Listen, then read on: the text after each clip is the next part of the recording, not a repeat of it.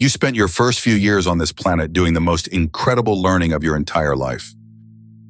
How to move your body, how to understand a language, how to walk, who to love, what to fear.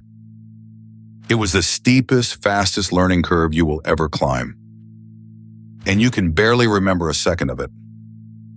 The most important years of your life are, to you, almost a blank. So where did they go? Try it right now. What is the very first thing you can actually remember? For most people, that earliest memory lands somewhere around age 3 or 4. Maybe a flicker from age 2, if you are lucky. But before that, almost nothing. A few fragments at best. And many of those are probably borrowed from photos and family stories, rebuilt later, not lived memories at all. Psychologists have a name for this near-total blackout. They call it childhood amnesia. And the strange part is how widespread it is. The exact timing shifts a little from person to person and culture to culture, but almost all of us are missing the same opening chapter. Now, the obvious guess is that babies simply do not form memories yet. Nothing is recording. But that cannot be the whole story. A baby is a learning machine. In those first years, your brain was building itself faster than it ever would again. Vast numbers of new connections, every single second. You learned an entire language from scratch. That alone is staggering. Clearly, something was being remembered. The skills stuck. The faces stuck. The fear of the hot stove stuck. So if the learning stayed, where did the memory of living it go? And here is the first clue, because not all memory is the same thing. There is the kind that holds skills and reflexes and gut feelings. How to walk, that a stove is dangerous, that this face means safety, quiet, wordless, deep. And there is the kind that holds events, the story of what happened to you and when, and how it felt from the inside. That first kind your baby brain kept beautifully. It is woven into how you move and trust and flinch to this very day.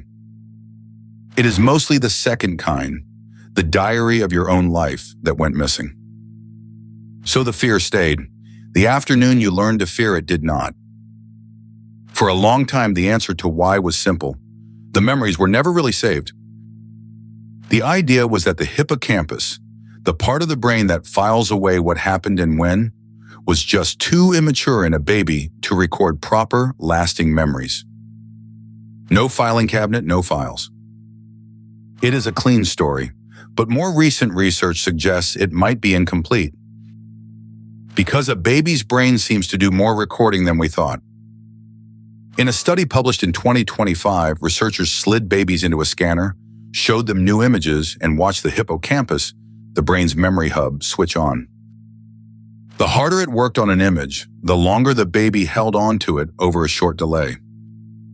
So early memory traces really can form. Carefully and not exactly like an adult's, but they form. Which points to something stranger than the memories never being made. They may have been made and then become unreachable. It might not be only a storage problem. Part of it might be a retrieval problem. And there is a tantalizing hint from animal studies, where memories that seem completely gone could sometimes be coaxed back with the right nudge. As if the file was never deleted, just unindexed. Whether that ever applies to our own lost years, no one can yet say. The early chapters could still be in the book. You may have simply lost the way to find the page. So why would they get locked away? There are a few suspects, and it is likely some combination of them. First, your baby brain was a construction site. It was rewiring and maturing at a furious pace, especially in the memory regions. And all that frantic rewiring may have paved over the little paths that once led back to the early memories. Second, and maybe bigger, you had almost no words. A lot of our memories are organized by language. We file our lives as stories, and then this happened, and I felt this. A baby has very little narration yet, few words to tag a moment with. And a memory with no label is just harder to file and harder to find again later. And third, you did not fully have a you yet. This kind of autobiographical memory, the diary of your own life, needs a main character, a stable sense of me, lasting across time. And that sense of self does not arrive in one click. It comes online gradually across the second and third year. Around the same time, toddlers recognize themselves in a mirror and start saying, I, me, and mine.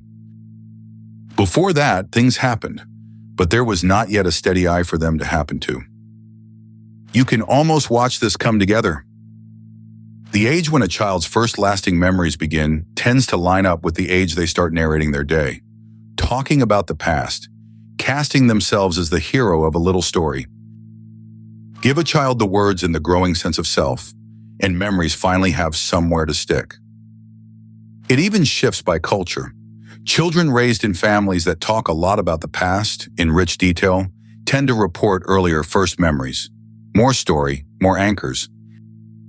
Your missing years might be missing partly because back then, nobody, including you, was turning your life into a story yet. And here is the part that stays with you. Those forgotten years were not wasted. They were the foundation. A huge amount of who you are, the way you handle fear, how you reach for other people, was written in years you will never consciously recall. Not locked as destiny, but laid down as a first draft. You cannot remember being a baby.